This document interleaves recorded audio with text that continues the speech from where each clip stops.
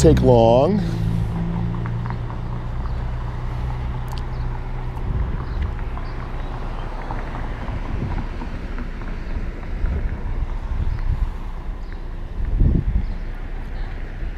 Morning, officer. I'm doing well, sir. How are you? Hey, we got a noise I'm sure you did. complaint Yes, sir. about you. Not from the clinic. Right, probably From across the street. Across the street, okay? Yes, sir. And that, can you kind of keep it down a little bit? Because if they make a complaint, then, you know, if you're disturbing their peace, if they work overnights and they're sleeping or they're doing whatever and disrupting their peace, kind of puts us in a situation of having to do something, okay? Yeah, I understand, certainly. Although they're not wanting to hear me preach without amplification on a public sidewalk, is not a heckler's veto that can be enforced against my free speech. Well, we do have the disruption of things, you know, just like if you lived in one apartment to another apartment. We have what they call a disorderly house, which means any activity that bleeds from one property line onto the other that disrupts the other. Yes, sir. Then that's considered a disruption, and that.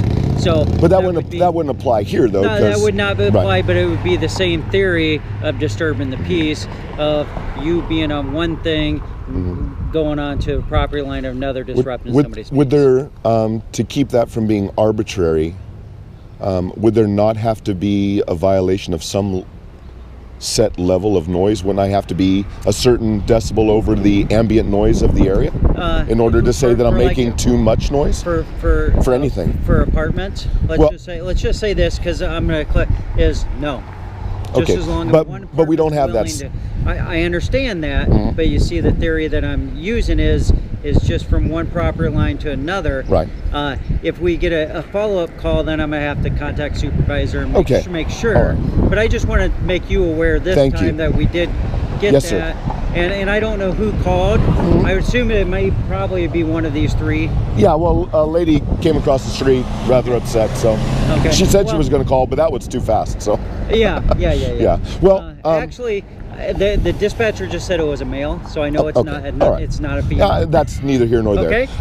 Now, I don't know if I'm going to preach again. I likely will, not in defiance to your authority at all, but because I don't believe I'm violating the law. And I certainly would welcome your supervisor's involvement if it comes to that. I'm not looking to give you a hard time or anything like that. I certainly want to submit to your lawful authority as a Christian. We're commanded to, and I want to do that. I would just need to have a little more clarity that I am in violation. And I'm actually going to lunch with my supervisor right now. Okay. So I'll make sure that what that is.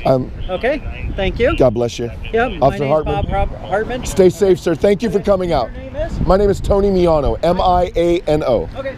Thank you, sir. All righty.